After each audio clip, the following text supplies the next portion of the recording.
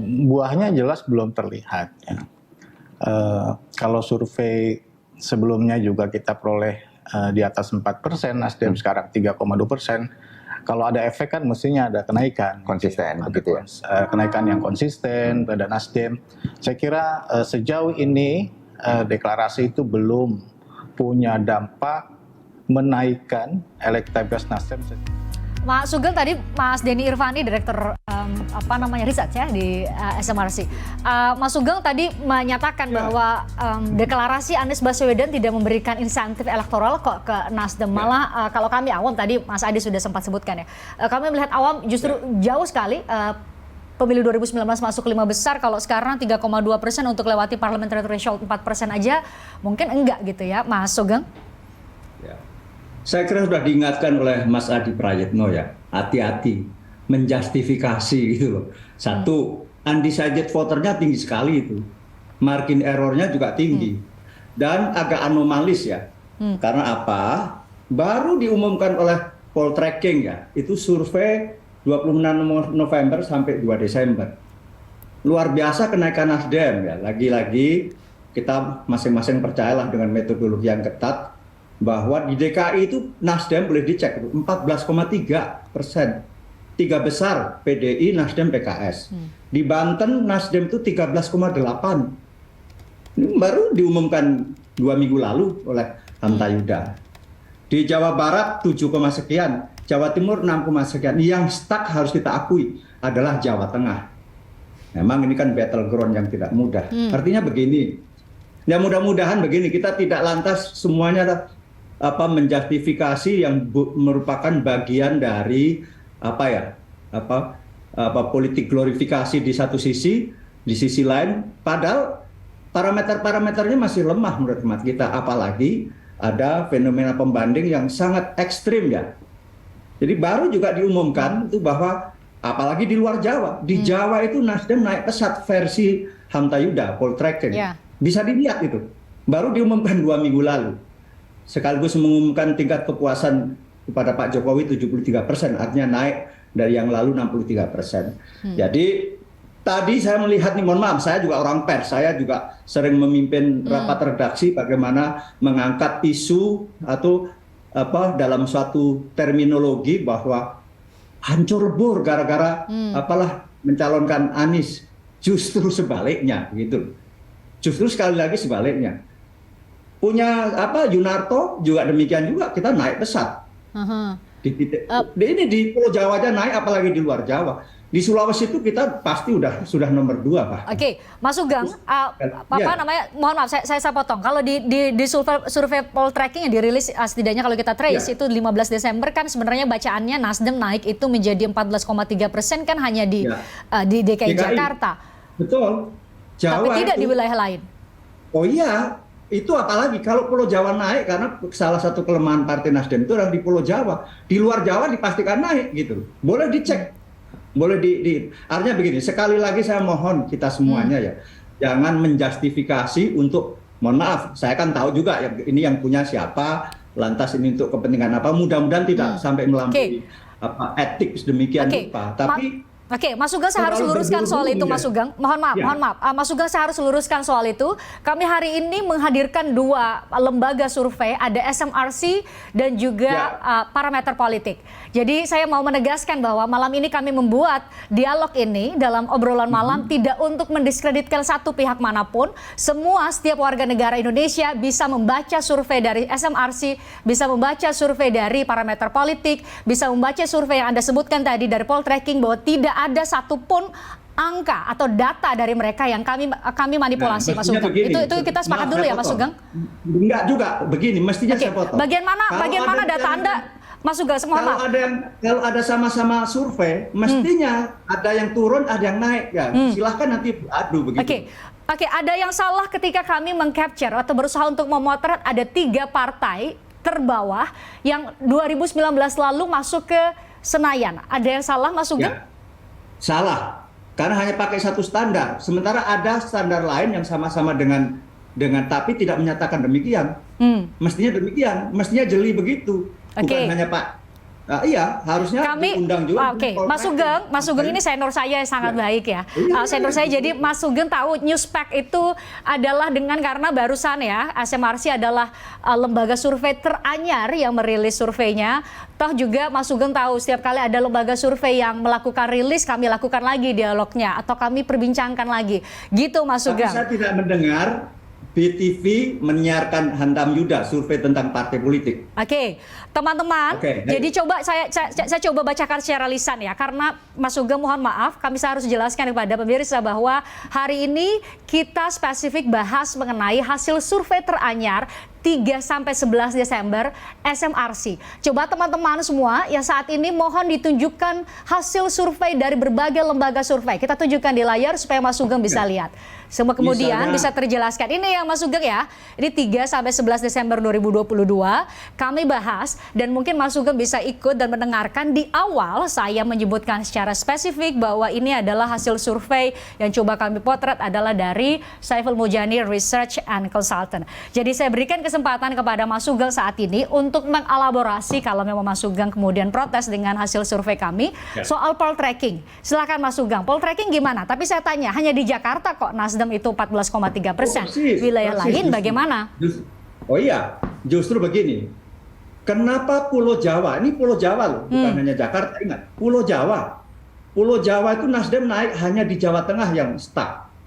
Silahkan cek itu data-data. Justru kelemahan Partai Nasdem itu ada di Pulau Jawa, karena Partai Nasdem kuat di luar Jawa.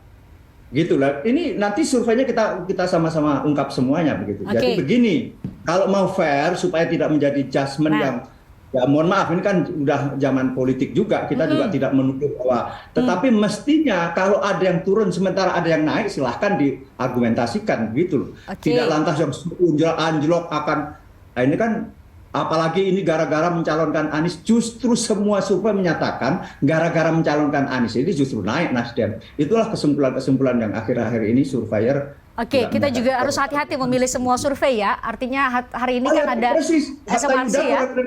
Kredibilitas apa? Saya kenal semuanya lah. Mau Saiful Mujani kan sama-sama satu. Betul, tadi paling senior. Undecided voternya tuh 20% itu mestinya tuh belum layak, belum stabil, apalagi tadi margin errornya 3%. Itu kalau di persen naik ke atas 3, yang sana errornya turun 3, berarti 6% itu kemungkinan margin. Kemungkinan marginnya itu penting untuk dijelaskan kepada publik. Iya, ada margin of error yang artinya ada potensi naik 3% dari itu, karena margin of error 3,1% ya. Kami sudah memberi kesempatan kepada Mas Sugeng. Saya mau ke Mas Arwani. Mas Arwani juga partai yang saat ini sangat dini mendeklarasikan diri sudah bergabung punya koalisi tapi belum jualan figur. Apakah ini juga menjadi penyebab kenapa tidak terkatrol elektabilitas dari P3 sendiri, atau ada bacaan, ada kajian secara internal yang bisa disampaikan kepada kami? Ya, terima kasih. Jadi kalau kita lihat semua survei ya, termasuk yang menjadi basis pada diskusi kita kali ini, SMRC adalah survei nasional. Nah, kalau kita mau jujur, sebenarnya survei nasional itu tidak bisa dijadikan indikator dalam menilai ya suatu partai politik itu mendapatkan elektabilitas sekian persen ya. Kenapa? Karena dalam survei nasional itu hanya berkutat pertanyaannya pada siapa milih partai apa. Kita tahu bahwa dalam pemilu itu ada milih partai, ada milih caleg ya. Jadi kalau mau fair ya, lebih objektif membaca elektabilitas suatu partai politik itu ya surveinya harus survei dapil. Seperti yang tadi Mas Sugeng sampaikan, DKI sekian, dapil di Banten sekian, Sumatera dan lain sebagainya. Jadi untuk mendapatkan satu kursi atau untuk mendapatkan total semua perolehan suara, itu kan tidak hanya milih partai, tapi juga ada yang milih orang, milih caleg gitu. Nah inilah yang kadang kita bias, kadang kita disederhanakan bahwa kamu milih apa? Milih P3. Oh gitu. Oh kamu milih apa? Milih itu aja. Sebenarnya kan ada milih Arwani aja, milih Pak Sugeng aja gitu. Dia nggak tahu partainya bahkan mungkin. Nah itu justru prosentasenya juga tidak sedikit gitu loh. Ya, artinya partai plus orang itu baru ketemu parliamentary threshold persentase gitu. Oke, Mas Arwani, saya coba minta dua peneliti kita ini untuk menjelaskan kepada publik. Demikiankah apakah memang akan ada hasil yang berbeda ketika dilakukan survei per dapil dengan tadi survei ini kan 1.209 responden ya di seluruh Indonesia dengan metodologi yang tentu Mas Aidiman dan Mas Adi lebih tahu. Mungkin bisa dijelaskan. Iya, jadi survei itu kan pada dasarnya potret ya. Dia memotret realitas yang bergerak. Jadi kita memotret sekarang pada tanggal survei, ketika survei dilakukan ya itulah realitasnya. Bahwa nanti apakah ini akan sama dengan hasil pemilu, kita tidak bisa menentukan pada dasarnya, kan partai bergerak. Oke. Pertanyaannya kan adalah apa ketika pemilu dilakukan hari ini? Ketika pemilu dilakukan hari ini, jadi berdasarkan data hari ini ya inilah potret masyarakat kita. Memang betul ada 20,9% yang belum menentukan pilihan, kan ini juga akan menentukan nanti ya kemana suara 20% itu. Nah itu mau saya tanya, ketika masih ada 20% yang masih belum menentukan pilihan, seberapa signifikan akan mengubah komposisi atau konfigurasi atau elektabilitas dari masing-masing partai? Sangat signifikan? Bisa signifikan kalau misalnya yang 20% undecided voters ini memilih ngeblok kepada satu atau dua partai, itu bisa signifikan. Tapi kalau ia terbagi secara proporsional ya tidak juga ya. Tetapi kita melihat memang dari masing-masing partai ada perbedaan. Misalnya Partai Nasdem tadi, partainya Pak Mas Sugeng tadi ya. Partai Nasdem ini kita di dalam 2 kali pemilu kita menemukan bahwa hasil survei setahun atau 1,5 tahun sebelum pemilu itu umumnya Partai Nasdem di dalam survei itu lebih sedikit dibanding hasil pemilunya. Lebih sedikit itu artinya elektabilitas lebih rendah? Ya, misalnya pada Desember 2018 hasil survei di SMRC itu 4,1%, sementara hasilnya di pemilu 9,1%. Kesimpulan kita, Nasdem cukup baik, cukup efektif di dalam memanfaatkan masa kampanye atau bahkan mobilisasi pemilih di hari H pemilihan. Itu bisa terjadi pada Nasdem. Hal yang sama juga terjadi pada PAN. Walaupun sekarang kelihatan rendah, tetapi kita juga punya tren di mana hasil survei atau elektabilitas PAN beberapa bulan atau bahkan setahun sebelum hari H itu cenderung lebih rendah dibanding hari H. Faktor apa yang biasanya mempengaruhi itu? Ya itu tadi, ada efektivitas di dalam masa kampanye. Yang kedua, ada unsur lain yang sangat penting di hari H, mobilisasi. Pemilih kita di Indonesia ini kan tradisinya pemilih ini tidak wajib menggunakan hak pilihnya, itu adalah hak. Mereka bisa tidur-tiduran. Bisa dipakai atau enggak? Gitu bisa ya? dipakai atau tidak. Kalau mereka merasa bahwa dengan datang ke TPS atau tidak datang itu sama saja hasilnya, apatis, ya mereka tidak akan datang. Karena itu unsur mobilisasi di hari H itu bisa sangat berpengaruh. Nah, itu misalnya terjadi di Pilkada di DKI Jakarta misalnya. Dalam sejumlah survei, Ahok misalnya itu mendapatkan suara cukup signifikan dibanding Anies Baswedan. Tapi di hari H itu terjadi mobilisasi yang lebih efektif dilakukan oleh dan hasilnya berbeda dari hasil survei berbagai lembaga survei. Saya mau minta tanggapan Mas Adi juga, tapi saya harus jeda. Usai jeda saya akan minta tanggapan Mas Adi soal tadi apa yang disampaikan oleh Mas Sugeng. Saya ingin Anda juga bisa memberikan pencerahan kepada kami semua bagaimana seharusnya kami membaca survei. Tadi kan perdebatan saya dengan senior saya yang sangat saya hormati Mas Sugeng adalah soal kami mencoba untuk memotret saat ini adalah hasil survei dari SMRC. Bagaimana kemudian kita membandingkan, cara kita membandingkan membaca tren dengan hasil sigi dari berbagai sumber hasil survei atau berbagai lembaga survei yang lain. Sesaat lagi di obrolan malam. Tertarik dengan diskusi saya dengan para narasumber?